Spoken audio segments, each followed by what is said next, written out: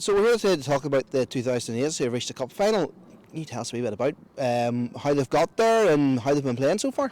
Yeah, so we're in the final of the National League Cup. So it's one of the smaller sized cups because it's just the National League teams that play in it. So I think there's 24 teams in total. But obviously the way our country works, the National League would be seen as the top league in the country. So it sort of should be around the top 24 teams that are in it. So it can be a difficult one because you don't know what the draws are going to be, and you can end up with difficult draws. But for us, we've probably had a wee bit of luck on our side with our draws. But at the same time, you've got to still go and win them. And they got a bye through the first couple of rounds due to COVID and teams not being able to field, and then they played Loughgall in the quarter final and probably weren't great in the day, but still managed to get through. So we won 2-1 that day, I think, and then we got a semi-final against Cookstown where they played really well to their strengths, and I think they ended up winning 6-0 and it was quite comfortable. So that got them through to their final, and now just one game to go, and it's up to them then to try and see if they can match those sort of levels and standards that they've had all season on that one day. Yeah. That's Crusaders are playing, is it? Yeah, it's Crusaders in the final, so they're another good side, probably one of the top sort of 4 or 5 teams, within our section or within the country.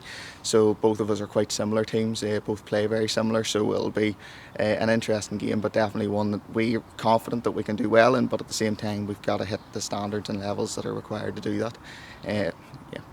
Yeah.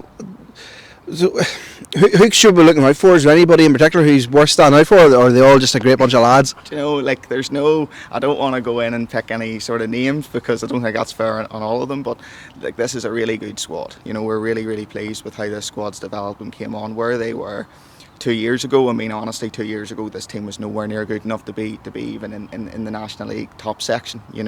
So for them to finish their season, I think they finished third in their league, which means that they're probably now considered top 3, top 4 in the whole country at this age level. Is some improvement in 2 years, particularly when you take 1 year out with COVID, and that's a huge credit to them. So I wouldn't want to say any individuals. I would say across the squad, there's great defenders, there's really good quality midfielders, good quality wingers, and up front we're really strong as well. So there's a good balance throughout it, and they've done really, really well, and hopefully all that hard work they can get some rewards and come the end of the season. Yeah.